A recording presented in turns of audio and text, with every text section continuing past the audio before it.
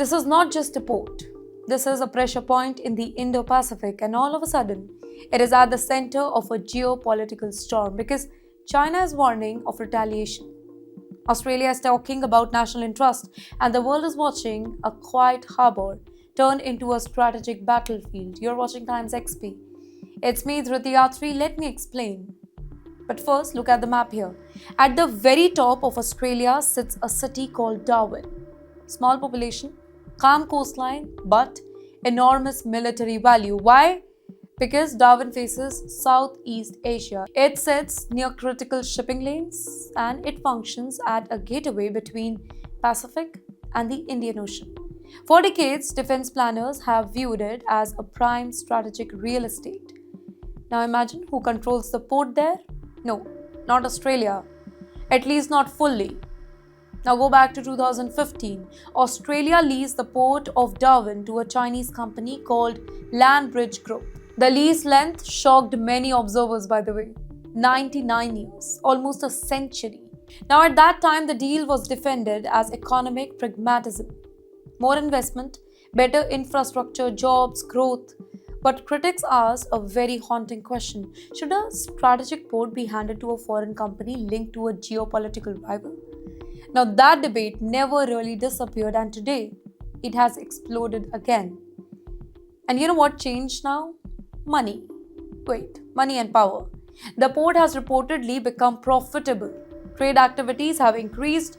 Northern Australia is gaining economic relevance. And Canberra is reconsidering an old decision through a new lens. Security. Their Prime Minister, Anthony Albanese, has made it absolutely clear that reclaiming the port may be necessary for Australia's national interest.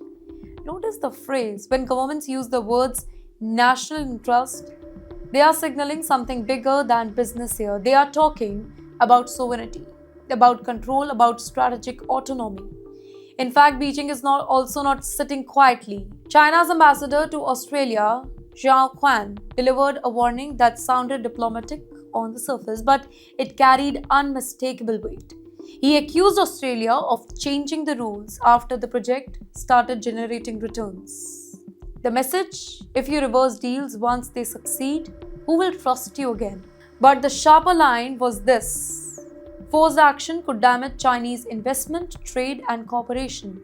And in geopolitical language, this is very close to saying there will be consequences. Now, understand the economic reality over here. China is not just another trading partner for Australia, right? It is the largest one.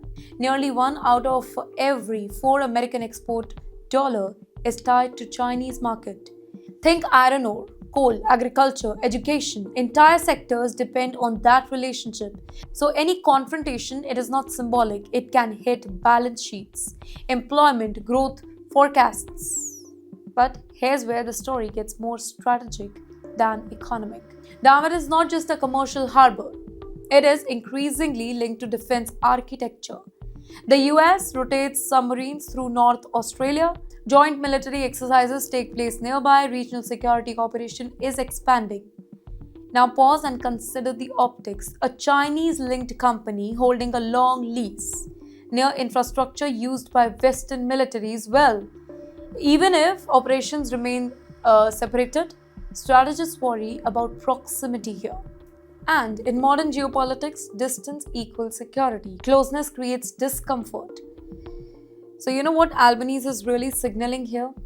Strength, but not caution. He has emphasis that commercial negotiations are ongoing, but that means Australia is trying to avoid a dramatic seizure. Instead, it may pursue buyback options, ownership reconstructing, or maybe investment review mechanism as well, because the goal is not to reclaim a port. The goal is to doing so without an economic crisis. This is a delicate balancing act, by the way. Well, this is part of much bigger global trend, by the way. Across the globe, governments are rethinking foreign control of strategic infrastructure, ports, telecom network, energy grid, semiconductor supply chain. The era of purely economic globalization is fading.